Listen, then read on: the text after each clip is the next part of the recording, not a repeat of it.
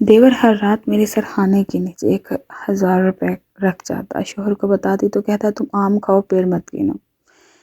میں بھی بھولی بن کر پیسے رکھ لیتی، مگر ایک روز دیور تکیے نیچے 10,000 رکھ گیا. میرا ماتھا ٹھنکا مگر شوہر کو کچھ نہ بتایا. تھوڑی دیر بعد کروٹ لی تو میرے ہوش اڑ گئے. دیور بیڈ پر لیٹا. میرا دیور میرے شوہر سے بس 1 ہی سال چھوٹا تھا، لیکن اس کی حرکتیں بڑی ہی مشکوک قسم کی تھی. میری شادی کو بس چند ماہ ہی گزرے تھے، لیکن میں اپنے دیور کی اس قسم کی مشکوک حرکتوں سے پریشان ہو گئی تھی. شوہر گھر سے صبح ہی دفتر کے لیے نکل جاتا اور شام کو ہی واپس لوٹتا تھا. گھر میں ساس تھی نہیں، بس ایک نند تھی جس کی منگنی ہو چکی تھی، اور ایک دیور تھا جو دیکھنے میں تو بظاہر ٹھیک ٹھاک تھا، لیکن کام کاج کوئی نہیں کرتا تھا. پورا دن گھر پہ ہی رہتا تھا. مجھے تو لگا تھا کہ شادی کے بعد میری نند میرے ساتھ بہنوں والا رویہ اختیار کرے گی، کیونکہ وہ بھی بن ماں باپ کی بچی ہے. میں اس کے ساتھ محبت اور دوستانہ سلوک رکھوں گی تو وہ بھی میرے ساتھ ایسا ہی کرے گی. لیکن یہ میری بہت بڑی غلط فہمی تھی. میری نند ہر وقت چپ چپ سی رہتی تھی. میں بات کرتی تو یوں چونک جاتی جیسے کسی گہری سوچ میں گم ہو. میں پوچھتی تم کیا سوچ رہی تھی تو کہنے لگتی کچھ نہیں، بس تم اپنے کام سے کام رکھا کرو، مجھے زیادہ باتیں کرنا پسند نہیں ہے. نند کے اس طرح کے رویے سے میں بہت مایوس ہوئی تھی، اور دیور تو مجھے ویسے بھی کچھ ٹھیک نہیں لگتا تھا. ہر وقت مجھے عجیب عجیب نظروں سے دیکھتا رہتا تھا، اس لیے اس بات کرنے میں خود ہی کتراتی تھی. وہ شخص نہایت ہی عجیب غریب قسم کا شخص تھا. زیادہ تر اپنے کمرے میں ہی گزارتا تھا. لیکن جب میں کچن میں کام کر رہی ہوتی تو اچانک وہ بغیر جب پاؤں وہ کچن میں آ کے میرے پیچھے کھڑا ہو جاتا. ایک بار کھانا بنا رہی تھی. میری نند کسی کام کو بھی ہاتھ نہیں لگاتی تھی، اسے سارا کام میرے سر پر ہی تھا. میں کچن میں کھانا بنا رہی تھی کہ مجھے کیوں محسوس ہوا جیسے میرے بالکل پیچھے کوئی کھڑا ہے. جیسے ہی میں نے پیچھے پلٹ کر دیکھا تو میرے ہوش اڑ کر رہ گئے. بالکل میرے پیچھے کھڑا تھا. میں ایک دم پیچھے ہٹی اور شیلف کے ساتھ جا کے لگ گئی. اس وقت کچن میں میری اور میرے دیور کے علاوہ اور کوئی نہیں تھا. جب وہ کچن سے باہر جاتا مجھے دیکھ کر مسکرانے لگا، کہنے لگا بھابھی کچھ چاہیے تو مجھ سے کہہ دینا، شرمانا مت. یہ کہہ کر کچن سے باہر چلا گیا. میں نے اپنا رکا سانس بحال کیا تھا. مجھے اپنے دیور کی حرکت بہت بری لگی تھی. میں نے سوچا کہ اپنے شوہر سے اس کی شکایت لگاؤں گی. بھلا یہ بھی کوئی بات ہوئی، کچن میں اس کا بھلا کیا کام تھا؟ گھر بیٹھا بیٹھا اس نے ایسا کیا کرنا تھا جو مجھ سے یہ بات کر رہا تھا؟ بلکہ وہ تو خود میرے شوہر کی کمائی سے مفت کی روٹیاں توڑ رہا تھا. لیکن مجھے حیرت اپنے میاں پر ہوئی تھی. رات کو جب کھانا کھانے کے بعد ہم کمرے میں آئے تو میں نے کہا اجاز مجھے سلمان کی بات بالکل بھی اچھی نہیں لگی. میں نے اس کو سلمان کی ساری حرکت بتا دی تو وہ کہنے لگا کہ تم غلط سوچ رہی ہو. اگر اس نے تمہیں یہ کہا ہے تو تمہیں تو اس کی بات مان لینی چاہیے. جس چیز کی بھی ضرورت ہو سلمان کو کہا کرو تو وہ تمہیں لا دیا کرے گا. اس میں برا منانے والی تو کوئی بات نہیں. لیکن اگلے روز جو کچھ بھی میرے ساتھ ہوا وہ بہت عجیب تھا. اجاز کو اپنے کام کے سلسلے میں اکثر شہر سے باہر جانا پڑتا تھا اور میری نند اپنے کمرے میں ہی رہتی تھی. شروع میں جب اجاز شہر گیا تو میں نے اپنی نند سے کہا تھا وہ میرے ساتھ سو جایا کرے، لیکن میری نند نے مجھے کھڑا سا جواب دے دیا تھا. میں تو اس کی بدمزاجی سے بے حد پریشان تھی. رات کو میں اپنے کمرے میں آ کر لیٹ کے سو گئی. میں نیند کی کچی تھی. گہری نیند میں بھی آہٹوں کی آواز مجھے سنائی دی جاتی تھی، یا میں ذہنی طور پر جاگی ہوئی ہوتی تھی. اب بھی ایسا ہی کیفیت میں تھی جب مجھے لگا جیسے میرے کمرے کا دروازہ بڑے دھیرے سے کھلا اور قدموں کی چاپ میرے قریب آئی ہو. میں نیند کی غنودگی میں تھی اس لیے میں نے آنکھیں نہیں کھولی، لیکن مجھے یوں لگا جیسے میرے تکیے کے نیچے کسی نے ہاتھ دیا ہو. اس کے بعد کوئی چپکے سے میرے کمرے سے واپس چلا گیا. دروازہ بند ہونے کی آواز یکدم میری آنکھ کھلی تھی. میں نے دیکھا تھا دروازہ بند تھا، لیکن میں اس وقت نیند کی غنودگی میں تھی. شاید یہ میرا کوئی وہم ہوگا. جب صبح میری آنکھ کھلی اور میں اپنے بیڈ کی چادر بچھانے لگی، تکیہ اٹھایا تو تکیے کے نیچے سے مجھے 1000 کا نوٹ ملا. یہ دیکھ کر مجھے رات کا سارا واقعہ یاد آنے لگا. مجھے تو اپنے دیور پر جتنا بھی غصہ آتا اتنا کم تھا. ظاہر ہے میری نند میرے کمرے میں آنے کو تیار نہیں ہوتی تھی، نہ ہی بات کرتی تھی. اس کی ایک اپنی ہی دنیا تھی جس میں وہ وغن رہتی تھی. اس کی منگنی اس کے کزن سے ہوئی تھی جو کہ دبئی میں تھا، اور زیادہ تر وقت وہ اسی سے فون پر باتوں میں گزار دیتی تھی. تو ظاہر ہے یہ کام یقیناً میرے دیور نے ہی کیا ہوگا. وہ ہوتا کون تھا رات کے اس پہر میرے کمرے میں آنے والا؟ 15,000 کا نوٹ پکڑا اور غصے سے کمرے سے باہر چلی گئی. اس وقت میرا دیور باہر لاؤنج میں وہی بیٹھا تھا. میری نند اپنے لیے ناشتہ تیار کر رہی تھی. میں غصے سے اس کے پاس آئی اور 1000 کا نوٹ دکھایا۔ میں نے کہا یہ تمہاری حرکت ہے۔ میری غصے سے بھرے لہجے کو سن کر وہ کچھ متبس کا شکار ہوا، لیکن اسے اس بات میں سر ہلایا، کہنے لگا جی ہاں میں نے کیا۔ تمہاری ہمت کیسے ہوئی رات کے وقت میرے کمرے کا دروازہ کھول کر اندر آنے کی؟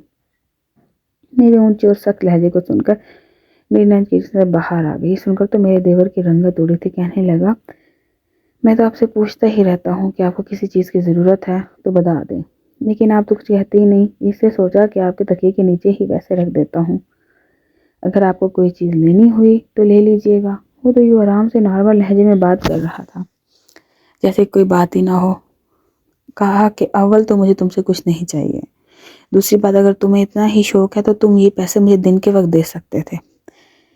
یہ بھلا کیا حرکت ہے کہ رات کے پہر تم میرے کمرے میں داخل ہو، اس وقت جب کہ تمہارا بھائی بھی گھر پہ موجود نہ ہو، اور میرے تکیے کے نیچے پیسے رکھ کر چلے جاؤ؟ یہ کوئی مہذب طریقہ نہیں ہے۔ میری نند نے جب میرا سخت لہجہ سنا تو بجائے اپنے بھائی کو برا بھلا کہنے کے، کہنے لگی دیکھ لیا تم نے اس لڑکی کے تیوروں کو؟ میں تو اسے اس لیے منہ ہی نہیں لگاتی، تم ہی بہت پڑی ہوئی تھی، بھابی ہے بھابی ہے، دیکھ لیا بھابی کے سر رنگ۔ میں تو جانتی تھی کہ کوئی غیر عورت ہمارے گھر آئے گی تو ہمیں تینوں میں پھوٹ ہی ڈلوائے گی۔ میرا کیا ہے، میری تو چند ماہ بعد شادی ہو جائے گی، لیکن دیکھ لینا سلیمان، یہ اعجاز بھائی کو تمہارے خلاف کر کے تم اس گھر سے نکلوا دے گی، در در کی ٹھوکریں کھاؤ گے تم۔ ارے دفع کرو، اسے مت دیا کرو پیسے۔ میں تو اپنی نند کی باتیں سن کر حیران رہ گئی تھی۔ پھر وہ کہنے لگی میں ناشتہ بنانے لگی ہوں، تمہارے لیے بھی بنا دیتی ہوں، کیونکہ مہارانی صاحبہ جس قدر غصے میں ہیں تمہیں تو ناشتہ بنا کر دینے والی نہیں ہے۔ یہ کہہ کر میری نند کچن میں چلی گئی اور میں ہکا بکا اسے دیکھتی رہ گئی کہ کتنی بدتمیز تھی۔ اپنے بھائی کی گھٹیا حرکت اور اسے روکنے گئے مجھے برا بھلا کہہ رہی تھی۔ میں نے بھی غصے سے صرف اپنا ہی ناشتہ بنایا اور دوپہر کا کھانا بھی نہیں بنایا، خود کے لیے ایک آملیٹ بنا کر کھانا کھا کر بیٹھ گئی۔ شام کو مجھے اپنے کمرے میں سے باہر اپنی نند کی چلانے کی آوازیں آ رہی تھی۔ وہ ساتھ ساتھ کچن میں کچھ پکا رہی تھی اور ساتھ میں مجھے باتیں سنا رہی تھی۔ کہہ رہی تھی کہ ابھی 2 ماہ بھی نہیں ہوئے اس کی شادی کو اور اس نے اپنے رنگ بھی دکھانا شروع کر دیے ہیں، اور اتنے پیسے لگا کر ہم نے اپنے بھائی کی شادی اس لیے تھوڑی کی تھی کہ یہ نوابزادی ذرا سی بات کا بدتنگر بنا کر کمرے میں بیٹھ جائے اور میں یہاں کچن میں کام کروں۔ میں دل میں سوچ رہی تھی کہ اچھا تھا ابھی یہ کمرے میں ہی وقت گزارتی ہے، مجھے نہیں پتا تھا کہ اس کی اتنی لمبی زبان بھی ہو سکتی ہے۔ رات کو جب اعجاز واپس آئے تو بہت غصے میں تھے، شاید میری نند اس کے کان بھر چکے تھے۔ وہ بنا اطلاع ہی مجھے پہنچے تو اس لیے میں نے تو کچھ بھی نہیں بنایا تھا۔ جب اعجاز آئے تو میں بھی کمرے سے باہر آ گئی۔ ڈائننگ ٹیبل پر میری نند نے بڑے بگڑے ہوئے موڈ کے ساتھ کھانا لگایا تھا۔ اعجاز بیٹھ کر کھانے لگے، سلمان بھی بیٹھ گیا، لیکن جیسے ہی میں بیٹھنے لگی میری نند کہنے لگی اٹھو یہاں سے اور اپنے لیے خود پکاؤ، تمہارے باپ کی نوکر نہیں ہوں میں کہ تمہارے سامنے ٹیبل سجاؤں۔ یہ سن کر اعجاز نے اسے ٹوک دے، کہنے لگی افشا یہ کیا بدتمیزی ہے؟ وہ کہنے لگی تم تو بس چپ ہی رہو، مجھے پتا تھا تمہاری شادی ہوئی 8 دن نہیں گزرے تم بیوی کی زبان ہی بولو گی۔ تمہیں یہ نظر نہیں آتا کہ اس نے صبح کتنی بدتمیزی کی ہے سلیمان کے ساتھ؟ نہ جانے کون کون سی گھٹیا الزامات لگانے پہ تلی ہوئی تھی، اس لیے میں تو اس کے نخرے نہیں اٹھانے والی۔ اسے بھوک لگی ہے تو اپنے لیے جو چاہے پکا کر کھا سکتی ہے، لیکن میرے ہاتھ کا پکا ہوا یہ نہیں کھائے گی۔ اعجاز مجھ سے کہنے لگے کیا بات ہوئی تھی اور تم نے آتے ہی کون سا تماشا لگانا شروع کر دیا؟ نہ ساس سسر کی تمہاری پر ذمہ داری ہے، نہ ہی گھر پر اتنا کوئی زیادہ کام کاج کہ تم یوں الٹی سیدھی حرکتوں پر اتر آؤ۔ اعجاز نے تو میری بات سنے بغیر ہی میری بےعزتی کر دی تھی۔ میں نے کہا کہ پہلے میری پوری بات سنیں، میری بےعزتی کر چکے تھے۔ دیکھا کہ رات کے اندھیرے میں بھابھی کے کمرے میں جانے کا کیا مقصد ہے؟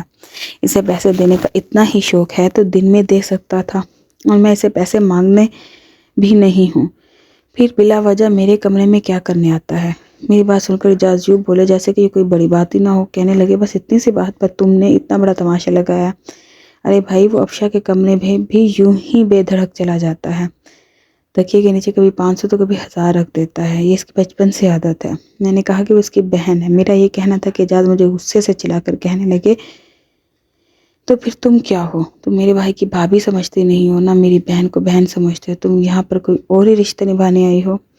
میرے دونوں بہن بھائی میری ذمہ داری ہے اور میں کبھی بھی اپنے بہن بھائیوں کی تمہاری خاطر نہیں چھوڑ سکتا۔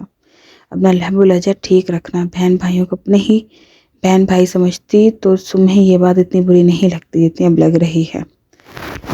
یہ کہہ کر بنا کھانا کھائے اعجاز اٹھ کر کمرے میں چلے گئے۔ میں بھی روئے کمرے میں چلی گئی۔ ان کا موڈ آسمان سے باتیں کر رہا تھا۔ میں نے یہ بات ہاتھ جوڑ کے ان سے معاف مانگ کر صلح ہوئی کہ ابتدا کی تھی۔ وہ کہنے لگی کہ معافی تم سلیمان سے مانگو کیونکہ تم نے اس کا دل دکھایا ہے۔ اس نے تمہیں بڑی بہن سمجھ کر ہی تمہارے تکیے کے نیچے پیسے رکھے تھے۔ بہرحال میرے لیے ایک مشکل امر تھا، لیکن پھر بھی میں نے سلیمان سے سوری کہہ دی۔ اس نے فوراً سے کہا کہ نہیں اس کی کوئی ضرورت نہیں ہے، آپ کی غلط فہمی دور ہوگی، بس ٹھیک ہے۔ لیکن اس کے بعد تو جیسے سلیمان نے یہ سلسلہ ہی شروع کر دیا تھا۔ وہ اکثر میرے تکیے کے نیچے 1000 کا نوٹ رکھتا تھا جو مجھے بالکل بھی پسند نہ تھا، اور عجیب بات یہ تھی یہ تبھی کرتا جب ایجاد کام کے سلسلے میں دوسرے شہر گئے ہوتے۔ میں اپنے کمرے کا دروازہ لاک کر کے سو جاتی تھی، لیکن شاید سلیمان کے پاس کمرے کی چابی موجود تھی، اس لیے وہ کمرے میں داخل ہو جاتا تھا۔ لیکن اس رات میں نے کمرے کی کنڈی لگا دی۔ میں نہیں چاہتی تھی کہ وہ میرے کمرے میں داخل ہو۔ اگلی صبح جو چیزوں میں نے دیکھی اس نے مجھے عجیب سی کشمکش میں مبتلا کر دیا تھا۔ لاؤنج میں میرا دیور بڑے غصے سے بیٹھا تھا، شاید رات کو کمرے میں آیا تھا لیکن کنڈی کی وجہ سے دروازہ نہیں کھلا۔ اگر اس کا مزاج اس وقت نارمل ہوتا تو میں اس بات کو اتنے بھی اہمیت نہ دیتی کہ اگر میرا دروازہ اس نے بند دیکھا تو واپس چلا گیا۔ اس میں غصے میں آنے والی کوئی بات نہیں، لیکن وہ تو یوں مجھے گھور رہا تھا جیسے کہ نہ جانے مجھے کیا کر ڈالے گا۔ میں نے اس کی کہنے والی نظروں کو نظر انداز کیا اور کچن میں ناشتہ بنانے لگی۔ بے دلی سے میں نے اپنے دیور کا ناشتہ بنا کر رکھ دیا اور اپنا ناشتہ لے کر اپنے کمرے میں چلی گئی۔ کمرے کے برابر میں ہی میری نند کا کمرہ تھا، جہاں مجھے چلا چلا کر باتیں کرنے کی آوازیں آ رہی تھی۔ شاید اپنے منگیتر سے کسی بات پر لڑنے لگی تھی، کیونکہ وہ اسے یہی کہہ رہی تھی کہ میں تمہارے گھر پر سوائے تمہارے اور کسی کی بھی ذمہ داری نہیں سنبھالوں گی۔ میری بھابھی بھی صرف میرے بھائی کی ہی ذمہ داری سنبھالتی ہیں۔ اگر تم یہ سمجھ رہے ہو کہ تم مجھے شادی کے بعد اپنے گھر والوں کی ملازمہ بنا کر رکھو گے تو میں ایسا کچھ بھی نہیں کروں گی۔ یہ سمجھ نہیں آتا تھا کہ وہ اس طرح کی بد مزاج لڑکی کیوں ہے۔ نند کیا مجھے تو اپنے دیور کی بھی سمجھ نہیں آتی تھی کہ وہ کس قسم کا شخص ہے۔ شاید میرے ساس سسر نے اپنے بچوں کو تربیت اچھی نہیں کی تھی، انہیں رشتوں کا لحاظ اور پاس رکھنا نہیں سکھایا تھا، صرف لڑنا جھگڑنا سکھایا تھا۔ شاید یہ تینوں اپنے والدین کی ناگہانی موت کے بعد ایسے ہو گئے، لوگوں کے رویے نے ایسا کر دیا۔ بہرحال جو بھی تھا میری سمجھ سے بالا تر تھا۔ میں نے ناشتہ کرنے کے بعد کچن میں آ گئی تو میرا دیور بھی کچن میں آ گیا۔ کہنے لگا رات کو آپ نے کمرے کا دروازہ کیوں بند کیا تھا؟ کہ اب بھی آپ کو مجھ پر شک ہے یا میرے کردار پر شک ہے؟ میں نے اسے کوئی بھی جواب نہیں دیا اور چپ چاپ سبزی کاٹنے لگی۔ وہ میرے سامنے آ کر کھڑا ہو گیا، کہنے لگا میں آپ سے پوچھ رہا ہوں۔ میں نے کہا میں تمہارے کسی بھی سوال کا جواب دینے کی پابند نہیں ہوں اور نہ ہی تم مجھے پیسے دینے کے پابند۔ مجھے تمہارے پیسوں کی واقعی کوئی ضرورت نہیں ہے۔ بات رہ گئی تمہارے کردار کی، تو مجھے یہ اچھا نہیں لگتا کہ میرے سوتے ہوئے کوئی میرے کمرے میں آئے، وہ جس مسجد نیت سے آئے، لیکن یہ عمل غیر اخلاقی ہے۔ میری بات سن کر وہ وہاں سے باہر چلا گیا۔ 2-3 دن بعد جاز بھی واپس آ گئے تھے۔ سامنے ہی افشا نے دھماکہ پھوڑ دیا کہ اپنا رشتہ عمر سے ختم کر چکی ہے، اس سے شادی نہیں کرے گی۔ یہ سننا تھا کہ جاز کے غصے آنے لگا، کہنے لگا یہ تیسری منگنی ہے جو تم توڑ چکی ہو افشا، تمہارے ساتھ مسئلہ کیا ہے؟ کیا ساری زندگی یہیں بیٹھنے کا ارادہ ہے؟ ایجاز نے غصے سے یہ کہا تو کہنے لگی تمہارے سر پر نہیں بیٹھوں گی، میں نے سوچ لیا ہے کہ میں نوکری کروں گی۔ ایجاز تو اپنے دانت ہی بیچ کر رہ گئے۔ افشا بے حد بدتمیز تھی اور مجھے حیرت ہوتی تھی کہ سلیمان سے کچھ بھی نہیں کہہ رہا تھا۔ وہ جو بھی کہتی سلیمان کہتا ہاں وہ ٹھیک کہہ رہی ہے، اب بھی یہی ہوا تھا۔ وہ ایجاز سے کہنے لگا افشا غلط نہیں کہہ رہی، یہ عمر جو ہے نا یہ اسے ملازم بنا کر رکھنا چاہتا ہے کہ افشا اس کے ماں باپ کی بہن بھائیوں کی خدمت کرے، گھر کے سارے کام کرے۔ کوئی ملازم تھوڑی ہے عمر سے تم بات کرو گے تو افشا کو اپنے ساتھ دبئی لے جائے پھر تو ٹھیک ہے، ورنہ تم رشتہ توڑ ڈالو۔ یہ سن کر اعجاز کہنے لگا کہ رشتہ ہونا اور توڑ دینا تم لوگوں کے لیے مذاق ہے، پہلے 2 رشتے بھی اسی وجہ سے ٹوٹے ہیں۔ بڑی مشکل سے برادری میں ہمیں یہ رشتہ ملا ہے، اور عمر کے گھر والے پہلے ہی کہہ چکے تھے کہ افشا شادی کے بعد عمر کے ساتھ دبئی نہیں جائے گی۔ اگر افشا کو اعتراض تھا تو اس وقت کہتی، اب جب کہ 3-4 ماہ بعد شادی ہے تو افشا نے خود ہی رشتہ بھی توڑ لیا۔ یہ کیا طریقہ ہے؟ یہ کہنا تھا کہ افشا پھٹ پڑی۔ کہنے لگی میں جانتی ہوں تم کس کی زبان بول رہے ہو، یہ جو میسنی بنی بیٹھی ہے نا تمہاری بیوی، یہ سب تمہارے کان میں اسی نے بھرا ہے، سارا زہر گھول کے رکھ دیا ہے تمہارے کان میں میرے خلاف۔ میں نے تو اس کی باتیں سن کر حیران رہ گئی تھی، یہ تو کسی بات کا علم تک نہ تھا۔ یہ تک معلوم نہ تھا کہ وہ خود ہی اپنی منگنی اور رشتہ توڑ چکی ہے، نہ ہی اعجاز ہم سے کبھی اپنے بہن بھائیوں کی اس طرح کی باتیں کی تھی۔ لیکن بڑی بلا وجہ میں بن گئی تھی۔ کہنے لگے کہ میں نے اپنی بیوی کو قات میں رکھا ہے، میں اسے تم لوگوں کی باتیں نہیں کرتا، اور تم بھی اتنی بڑی نہیں ہوئی کہ تم اپنے رشتوں کی خود ہی توڑتی پھرو۔ عمر سے کہو کہ وہ آ کر تم سے شادی کر لے۔ لیکن افشا غصے میں رہ گئی، کہنے لگی میں اس کے گھر میں نہیں رہوں گی، مجھے اس کے ساتھ دبئی جانا ہے، اور اگر اس بات پر تیار نہیں ہوتا تو میں یہ شادی نہیں کروں گی۔ یہ کہہ کر اٹھ کر اپنے کمرے میں چلی گئی۔ سلیمان بھی کہنے لگا تم افشا پر زبردستی نہیں کر سکتے اعجاز۔ کہنے لگا کہ تم زیادہ اس کی طرفداری مت کرو، اس طرح سے کبھی بھی اپنا گھر نہیں بسا سکے گی۔ سلیمان اعجاز کی بات سمجھے بغیر اپنے کمرے میں چلا گیا، لیکن مجھے اعجاز کی بات ٹھیک ہی لگی تھی۔ میں نے جب اعجاز سے اس بات کی وجہ پوچھی تو کہنے لگا کہ جب ماں باپ سر پر نہ ہو تو بہن بھائی اپنی منمانیاں کرنے لگتے ہیں۔ شروع سے ہی میرے والدین کی لاڈلی تھی، اور ان کے انتقال پر تو وہ زیادہ ہی خودسر ہو گئی ہے۔ عمر ایک سمجھدار لڑکا ہے، میں نہیں چاہتا کہ اس کا رشتہ ٹوٹے۔ اعجاز بہت پریشان تھے۔ میں نے سوچا کہ مجھے ہی اس بات کا کوئی حل نکالنا چاہیے۔ میں نے یہ بات محسوس کی تھی کہ افشا اعجاز سے زیادہ سلیمان کی بات مانتی ہے، اس لیے میں نے سلیمان سے ہی بات کرنے کا فیصلہ کیا۔ ایک رات جب اعجاز سے شہر کام کے سلسلے میں گئے تھے تو سلیمان میرے کمرے میں پیسے رکھنے آیا۔ 10,000 تکیے کے نیچے رکھے، میں نے فوراً سے بیٹھی اور بیٹھ کر سائڈ پر رکھے لیمپ کو جلا دیا۔ مجھے جگتا دیکھ کر وہ کچھ گھبرا گیا، شاید اسے لگا کہ میں اس پر چیخوں گی چلاؤں گی، لیکن میں نے ایسا کچھ نہیں کہا۔ میں نے کہا کہ مجھے تمہارے ان پیسوں کی ضرورت نہیں ہے، بجائے مجھے پیسے دینے کے تم اپنی بہن کو عقل دو، وہ تمہاری بات مانتی ہے، اس کا گھر بسنے دور سے سمجھاؤ کہ وہ زندگی کو سمجھوتے کے ساتھ گزارے۔ میں اس گھر کے سارے کام کرتی ہوں، کھانا بھی بناتی ہوں، بس میں نے ایک دن نہیں بنایا تو افشا کو کتنا برا لگا تھا، تمہیں بھی برا لگا تھا، حالانکہ تمہاری حرکت بالکل غیر مناسب ہے، لیکن پھر بھی میں نے تمہاری یہ بات بھی برداشت کرنے کی کوشش کی کہ مجھے اعجاز کے ساتھ گھر بسانا تھا۔ تمہاری بہن کو بھی کمپرومائز کرنا پڑے گا، تبھی وہ زندگی گزار سکے گی، اور اگر تم اسے سمجھاؤ گے تو وہ ضرور سمجھے گی۔ میری بات خاموشی سے سن کر سلمان کمرے سے باہر چلا گیا۔ اس کے بعد میں نے افشا کے رویے میں واضح فرق محسوس کیا تھا۔ سلمان شادی سے روز یہی بات سمجھاتا تھا، اس لیے اس نے شادی سے انکار نہیں کیا۔ چند ماہ میں رخصت ہو کر عمر کے ساتھ چلی گئی۔ اسی شادی پر ہی میں نے اپنے دیور کے لیے بھی لڑکی پسند کر لی۔ گھر کو بسانے کے لیے سمجھداری سے کام لینا پڑتا ہے، نہ کہ جذبات سے۔ سلمان کو میرے کمرے میں پیسے رکھنے کا مشورہ بھی افشا نے ہی دیا تھا، تاکہ وہ اعجاز کو میرے خلاف کر سکے اور میرا بھی گھر خراب کر دے۔